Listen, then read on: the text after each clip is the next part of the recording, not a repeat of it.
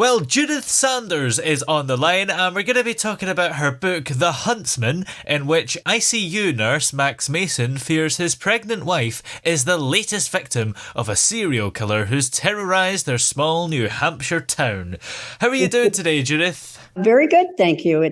It's chilly in our small New Hampshire town. Yes. Now, you, of course, live in a small New Hampshire town, so did your own life inspire the setting? No, but a little bit of the kind of sci-fi part, a little of the subliminal stimulus that I've put my hero under. And how would you describe the overall premise behind The Huntsman? As you said, this takes place in a small New Hampshire town, and there's a serial killer. 5 women have gone missing and had their hearts returned to their homes with a apple sitting next to the heart. And the serial killer falls off his roof, and the prime suspect, I should say, for the serial killer falls off his roof and ends up in a coma. And as you said, an IUC nurse who is taking care of him, wife has gone missing, pregnant wife, and he ends up taking care of this prime suspect. Yeah. He's trying to figure out how to find his wife, and what he does is he volunteers to be the reader for him, which is a reader is somebody who sits beside the bed and reads to stimulate coma patients. And my background is in nursing. How much would you say your background in nursing inspired the book? And I suppose, did it give you knowledge for things to put in the book that you would otherwise have to research? A lot, actually. I have worked with all types of people when I was a nurse. And from my personal experience, in May of this year, I had a brain aneurysm and lost like 4 weeks of my life. Wow.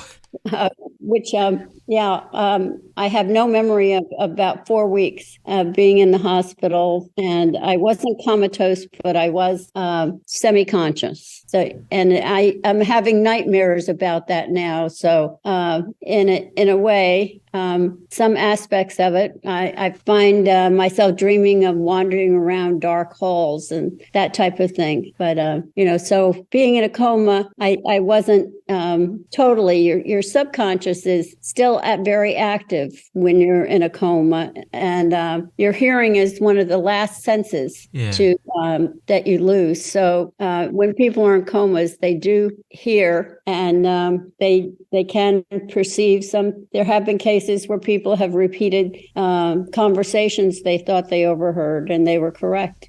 So it's an interesting idea. Never been done before. Yeah, I think there are quite a few cases where somebody's been in a coma for decades, but they've known some of the major news events that have happened.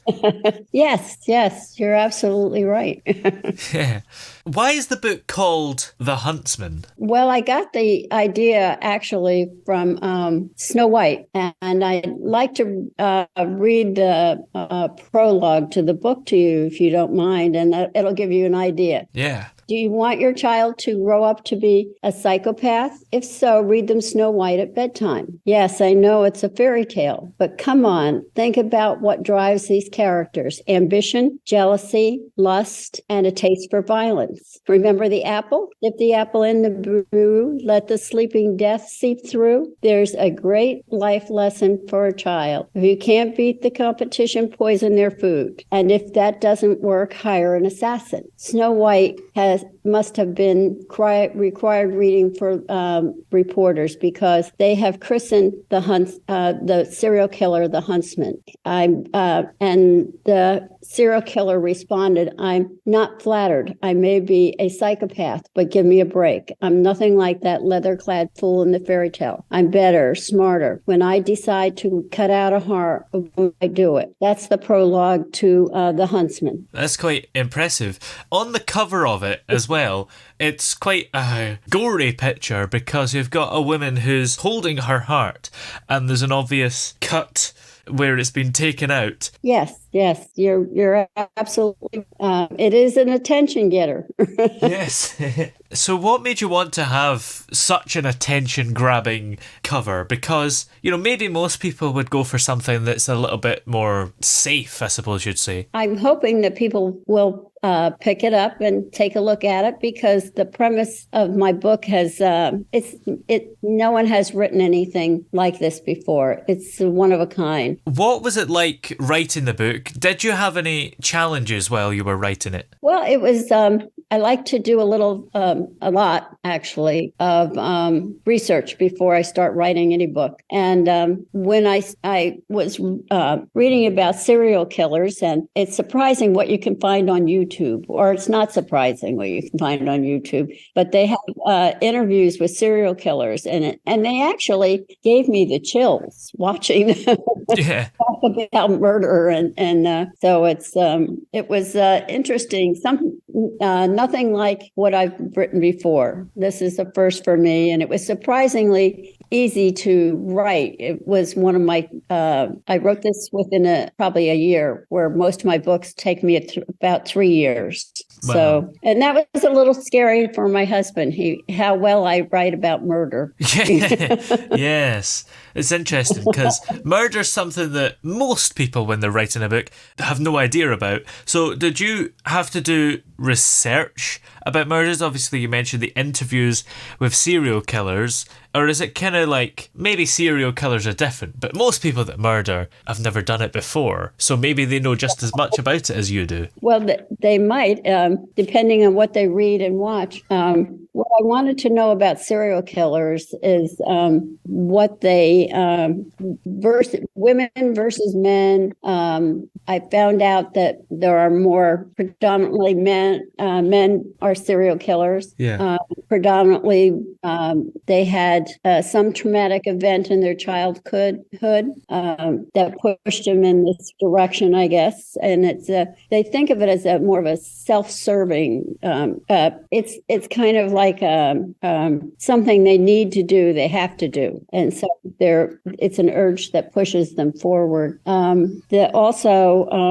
was going to say, some of the ones we've had here, it's kind of like writing. I wrote a profile for my serial killer. As the FBI behavioral sciences unit develops, we see a lot of shows on television about that, behavioral sciences of killers and criminals. And Ted Bundy was one of the first serial killers to be profiled by the FBI. And like most of them, the serial killers, their victims are women, and his was over 30 women. So I don't want to give too much away. Yeah. Yeah. What are the main themes behind the book? And would you say there's a kind of message behind it, maybe? I thought a lot about women, and the more research I did, the more I found out that women seem to be a victim of so many things, and not just serial killers. I mean, abuse, prejudice, and which is one of the reasons when we had our book launch, we donated the proceeds to support a women's shelter locally here. How do you deal with the violence in the book? Because I take it it's not glorifying violence or anything. Is it maybe drawing attention to it? And as you say, you're raising money for the women's shelter, so is it kind of being against violence? Absolutely. Against violence with women. It's a shame that we have to have these charities that women have so few places to go to seek help when they most need it, But I have always wanted to, and now I have an opportunity to support charities, women's charities. I want just to tell you a little bit more about the book. The majority of the book takes place in the hospital where the coma patient is, and his name is Lincoln. He is the prime suspect of the police for the crimes. But of course, they can't prosecute him when he's in a coma. And his nurse being the husband of a victim, and no one really knows that. He's trying to find out where his wife is, his pregnant wife is. So what he does actually is when he sits beside the bed and reads to the coma patient, Lincoln, Max, the nurse, is actually making believe that he too is the serial killer. So that when Max wakes up, he will think so when Lincoln wakes up, he will think Max is his friend and that he is a fellow serial killer. And his hope is that thinking he's his friend, he will find out where his wife is. And so that's the way it goes. And of course, when Lincoln wakes up, his responses after the things that have been planted in his brain start seeping through, and his response to Max is nothing that Max predicted. And so it's keeps you wondering. Yes, certainly does. And are there any plans for a sequel or continuation of the story in The Huntsman? That's always possible. I'll have to wait and see what the response to The Huntsman is. But, a writer always thinks sequel, has a little spot in their brain where they have ready for a sequel. Start writing down notes and such. When I write a book, my process is usually an idea, and the idea becomes an outline, and the outline becomes more detailed and more detailed, and then I start writing the book, actually. So I usually write down some ideas at the same. When I start a book, I usually write down ideas for a sequel. Are there plans for other books, even if they're not a sequel as well? Yes.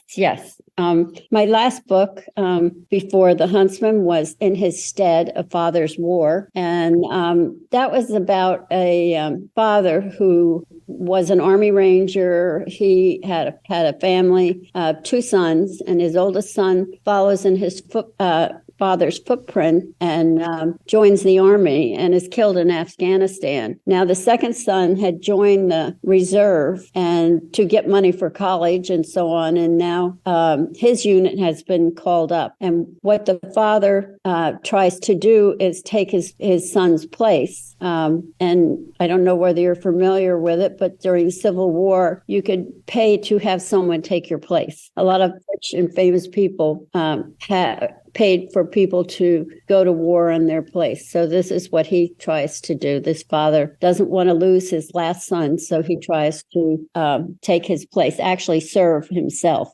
So that's an interesting and different novel. Sounds exciting. And in the meantime, where are we able to find this book, The Huntsman? Okay, on Amazon.